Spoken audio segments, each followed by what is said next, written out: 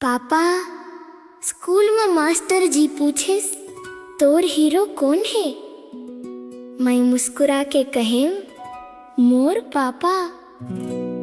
फिर एक दिन दारू हम मोर हीरो ला मोर ले छीन लिस। अब जब तुमन दारू पी के घर आथव दाई रोथे मैं डर जाथव। पापा, मोला खिलौना नहीं चाही, धन दौलत नहीं चाही, बस तोर माया चाही। जीना है तो पापा शराब झन पीवे, ए दारू हकत को घर के खुशी ला छीने। तोर नान है लइका के बसे पुकार, दारू ला छोड़ दे बचा ले परिवार। पापा मोर बात ला एक बेर सुन ले, दारू के बदला मन मोला गले चुन ले। बोतल नहीं चाही तोर माया चाही, हंसत खेलत घर के छैहा चाही। रोज रोज दाई हर चुपचाप रोवे, कोती मन लइका चुपचाप सोवे। रोटी ले पहली बोतल काबर आथे, नान्हे सपना काबर टूट जाथे। दारू के हर बूंद जहर बन जाथे, हंसत घर ला रोवत घर बनाथे। दाई के आंसू लइका के पीरा, दारू हछीने हर सपना अधीरा।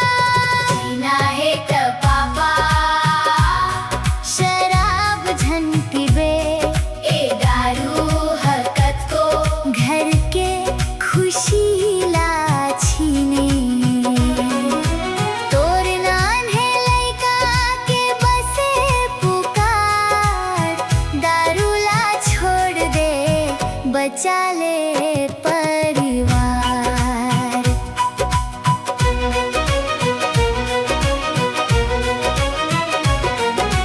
मेहनत के कमाई बोतल मन डूबे, घर के उजियारा धीरे धीरे बुझे।